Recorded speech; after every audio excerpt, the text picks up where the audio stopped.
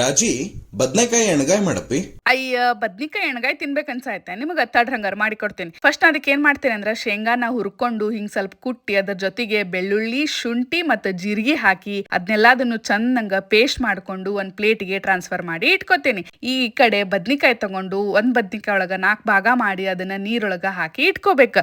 ಈ ಕಡೆ ಮಸಾಲಾಗ ಅಂತ ಹೇಳಿ ಉಳ್ಳಾಗಡ್ಡಿ ಟೊಮ್ಯಾಟೊ ಮತ್ತು ನಾವು ಪೇಸ್ಟ್ ರೆಡಿ ಮಾಡ್ಕೊಂಡೇವಲ್ಲ ಅದು, ಬೆಲ್ಲ, ಕೊತ್ತಂಬರಿ, ಒಂದ್ ಸ್ವಲ್ಪ ಗುರೋಳ್ ಪುಡಿ ಹಾಕಿ ಇದ್ರ ಜೊತೆಗೆ 1-2 ಸ್ಪೂನ್ ಆಗುವಷ್ಟು ಖಾರ, ಸ್ವಲ್ಪ ಅರ್ಶಿನ ಪುಡಿ, ರುಚಿಗೆ ತಕ್ಕಷ್ಟು ಉಪ್ಪು, 1 ಸ್ಪೂನ್ ಸಾಂಬಾರ್ ಮಸಾಲ ಹಾಕಿ 2-3 ಸ್ಪೂನ್ ಆಗುವಷ್ಟು ಹುಣಸಿ ಹುಳಿ ಹಾಕಿ ಇದನ್ನೆಲ್ಲದನ್ನು ಚಲೋ ತಂಗ ಮಿಕ್ಸ್ ಮಾಡ್ಕೋಬೇಕು.